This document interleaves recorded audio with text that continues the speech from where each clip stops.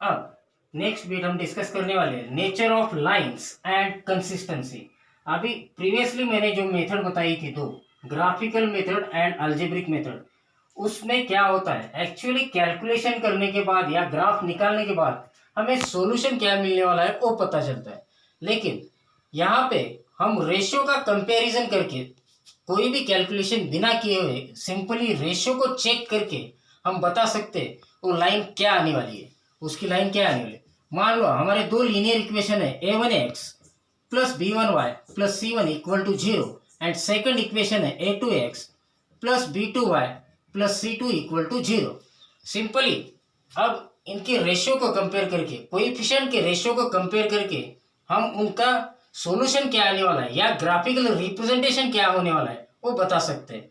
First condition में मान लो a1 by a2 is not equal to b1 by b2, मतलब फर्स्ट लीनियर इक्वेशन के x का coefficient first and second linear equation के x के कोएफिशिएंट का रेशियो अगर first and second linear equation के y के कोएफिशिएंट के रेशियो के बराबर अगर नहीं है तो उससे हम बता सकते हैं कि इनका ग्राफिकल रिप्रेजेंटेशन क्या आने वाला है। तो ये दो लाइन क्या करने वाली है, एक दूसरे को इंटरसेक्टिंग करने वाली है, मतलब इंटरसेक्टिंग एट वन पॉइंट।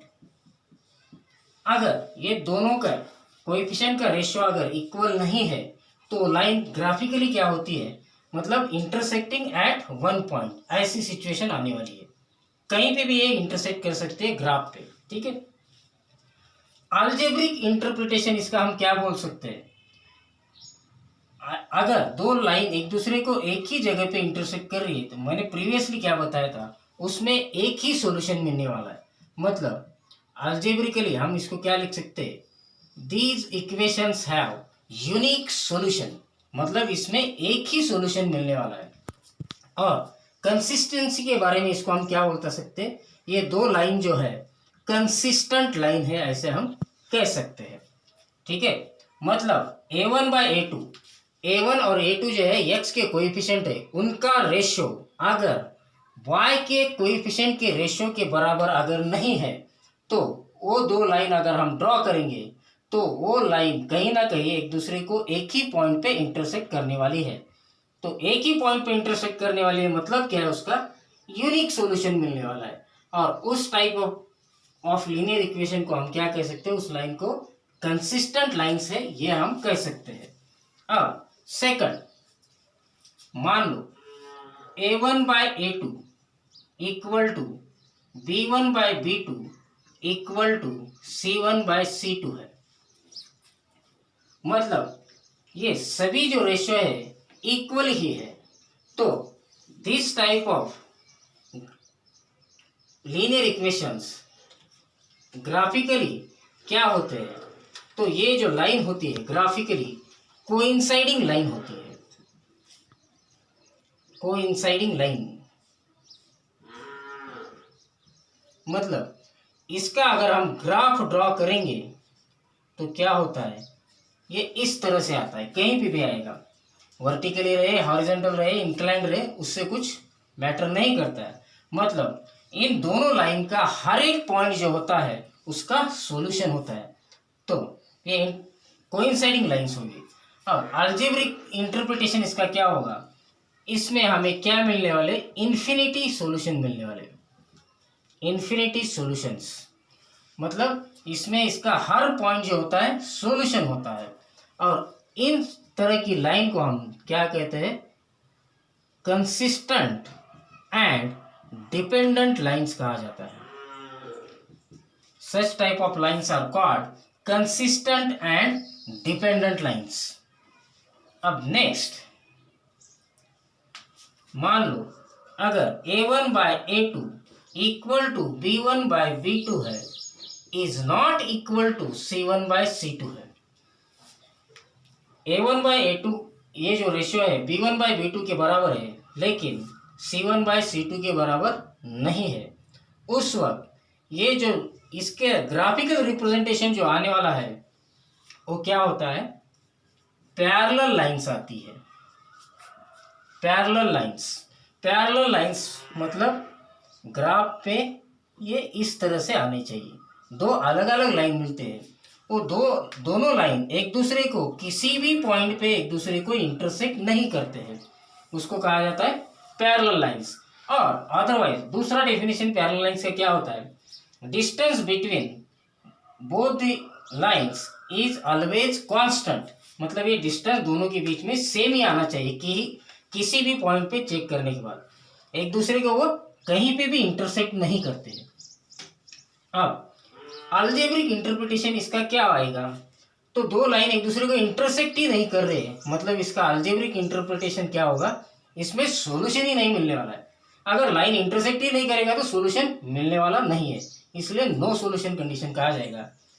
अब कंसिस्टेंसी के बारे में, such type of lines are always inconsistent lines, इसको हम क्या कहते हैं, इनकंसिस्टेंट लाइंस।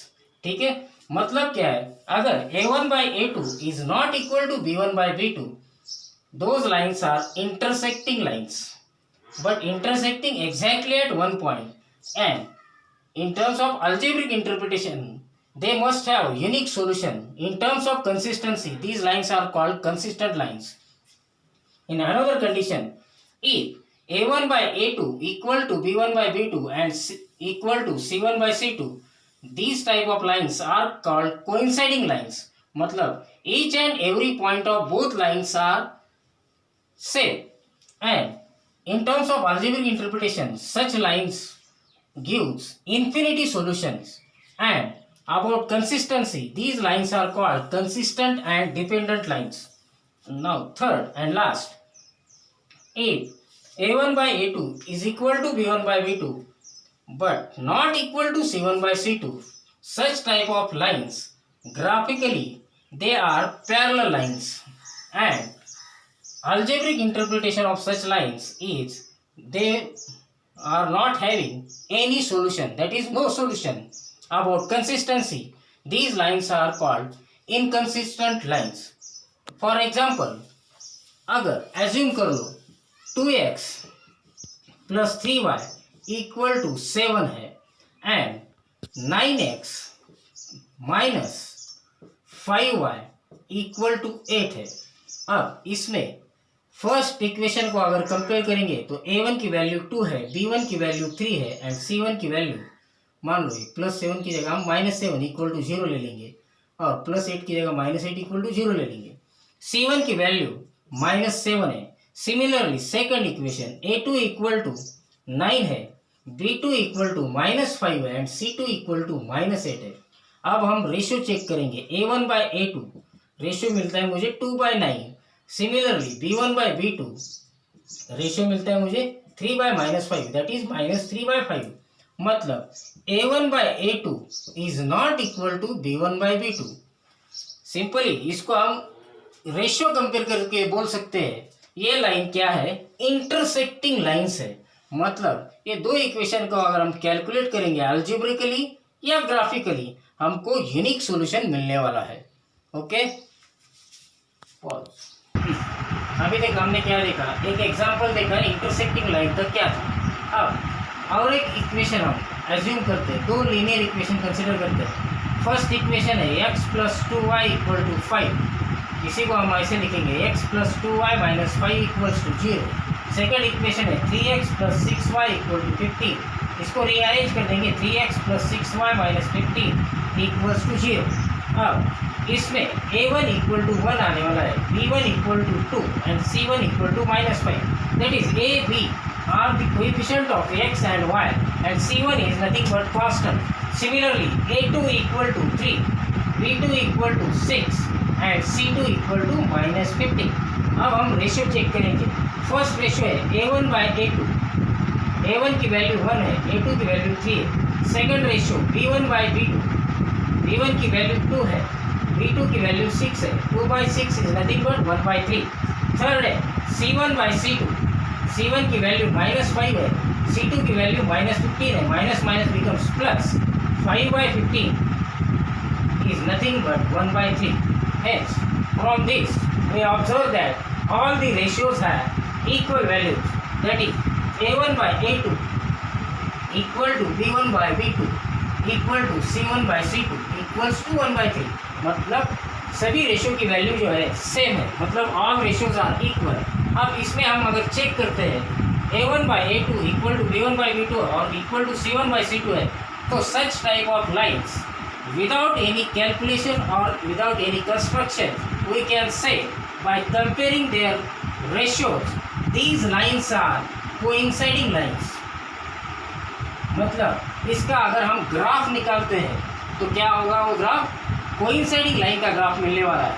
और अल्जेब्रिकली इसमें सॉल्यूशन कितने मिलने वाले हैं, तो इसमें हमें सॉल्यूशन ऑब्टेन होने वाले infinity solution, because each and every point on the line on this lines satisfies the equation, satisfies the given equation. मतलब हमें जो वैल्यूज मिलने वाली है इन्फिनिटी सॉल्यूशन मिलने वाले हैं। मतलब सिंपली हम इसके रेशियो को कंपेयर करके क्या इंटरप्रेट कर सकते हैं कि इसमें सॉल्यूशन क्या मिलने वाला है और कंसिस्टेंसी क्या रहने वाली है इसकी।